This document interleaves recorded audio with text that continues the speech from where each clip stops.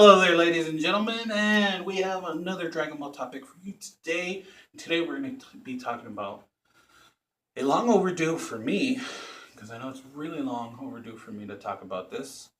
Um, Jiren's backstory. Now, what's the problem with Jiren's backstory? My problem with Jiren's backstory.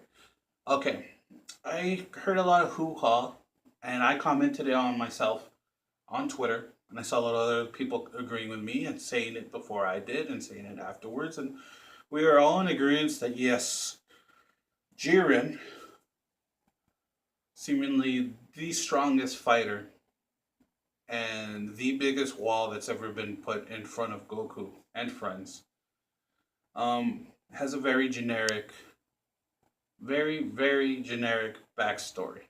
Very Batman, very just stereotypical superhero backstory stuff. Now, there's nothing wrong with that. There really isn't. Because those backstories, while they are cliche and they are typical, it is a valuable and sensible um, reason to make a person's character. Like you could see why Jiren's, why Jiren's passion is that of justice and power. You know what I mean? Absolute justice to him is absolute strength, because strength cannot betray you. Strength cannot fail you.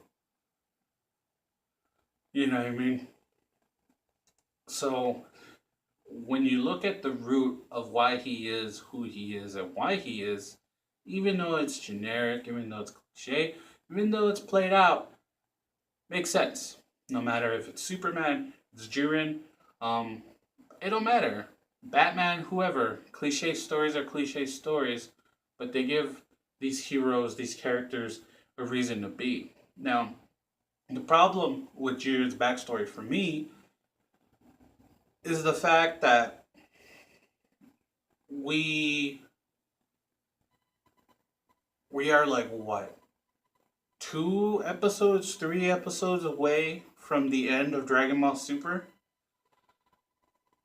They had all this time to tell us and to plant little seeds here and there to give us little glimpses of Jiren's history.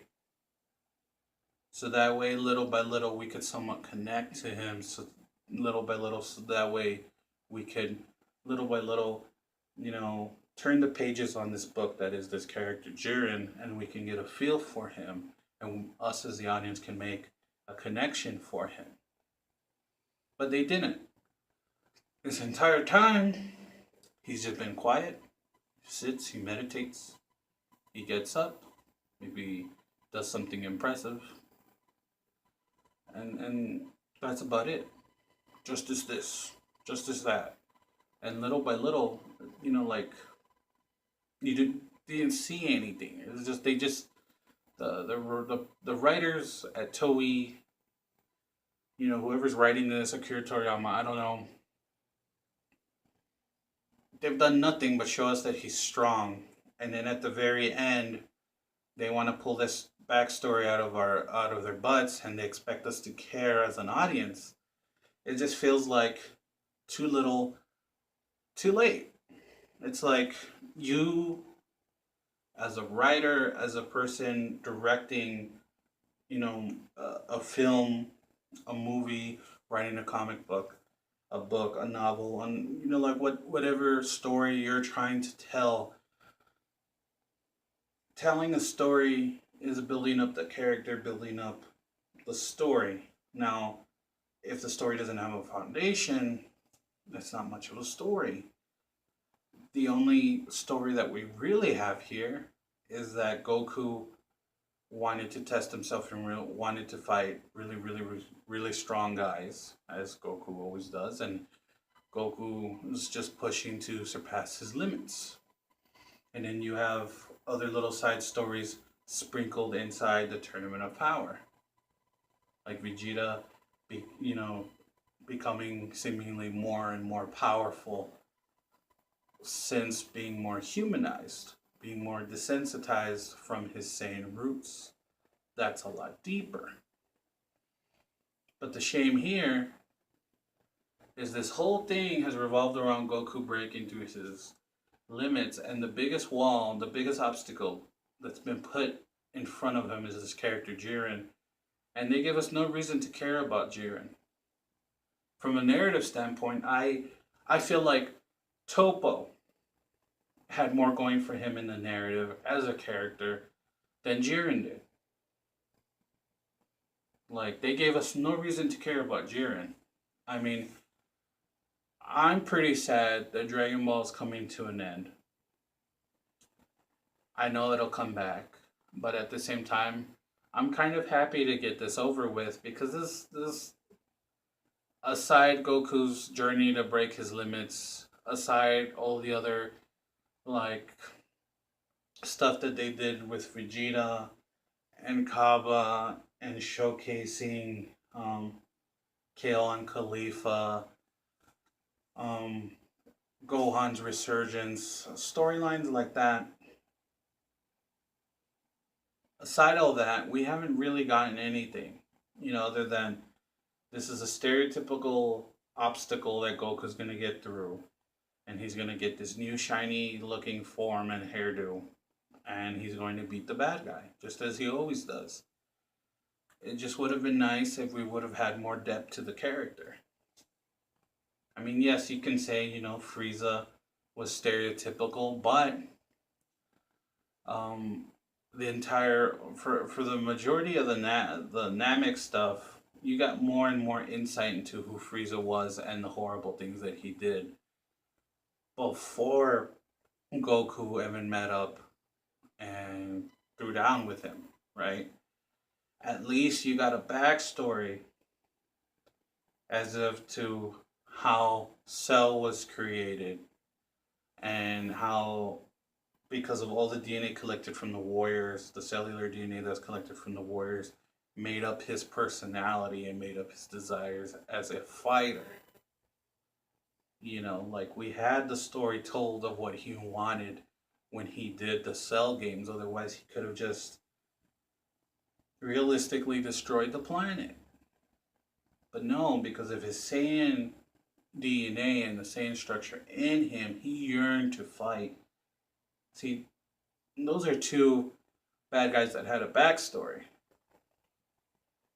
Even Majin Buu, as stupid as an ass pull as the whole Majin Buu arc was, even Buu had a backstory. Might have not have been the best, but he had a backstory. Of course, you had the stuff with Vegeta. Vegeta's whole rivalry with Goku. It made sense from the beginning all the way till now. But Jiren, you're going to introduce somebody and it's just flat. You haven't told us anything about him, and you're going to show us one small little flashback in an episode, and we're supposed to care about the guy? I don't think so. I mean, hell, even Dragon Ball GT did better with their characters.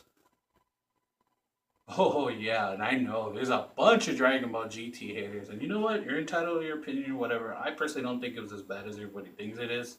Not saying it's my favorite in the franchise, but I'm also not saying it's dog shit. There's a lot worse anime out there, and you know it. But, with that being said, good example, the dragons. The dragons had a purpose and a background. Made sense. Their motives made sense.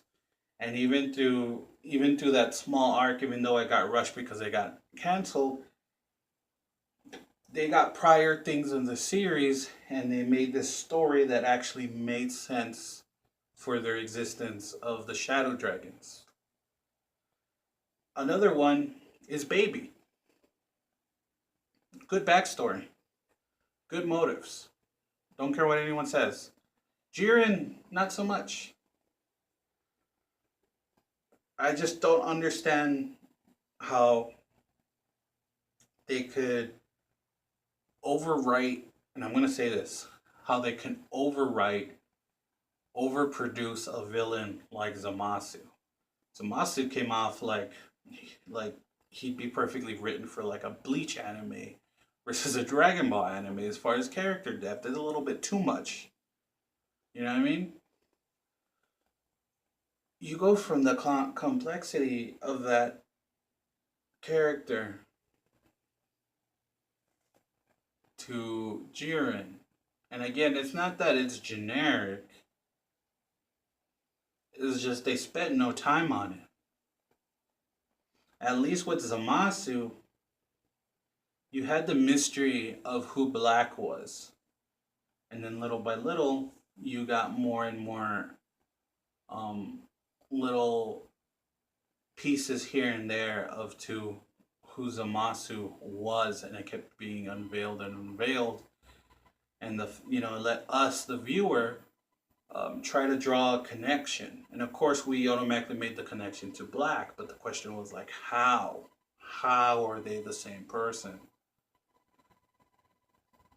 That had some depth to it. Jiren, not so much. Everything but him. One episode. It shows one episode of the backstory and we're supposed to care about him. I really don't care. I'm just going to sit back and I'm going to enjoy the action for what it is. But they messed up. They messed up by not planting the seeds earlier of who Jiren was. They could have gave us little by little. Or they could have told us before this whole thing even started. Instead of wasting what was it? Who knows how many episodes it was when they were doing when Goku was running around just recruiting people. The people he recruited, he'd been fighting with for years. He didn't have to recruit shit. He knew they were good. He could have just got them. It was just stupidly done. They could have spent that whole small, that whole group of episodes giving us more in-depth stuff on the science from Universe 6 and the Pride Troopers, which include Jiren. And then, of course, as the tournament went on, inserting seeds little by little by little. And then that way, by the end, we should at least be somewhat invested in the character that is fighting Goku. Instead of being more invested in how does Master Ultra Instinct work? But anyways, that's my opinion on Jiren's backstory. What's your opinion on Jiren's backstory? Do you like it? Do you hate it? Let me know. Hit that like button and subscribe. And then hit that little bell so you get notifications when my videos drop. But as you know, no matter where you are, no matter what time of day, don't forget to smile. And I'll catch you guys later.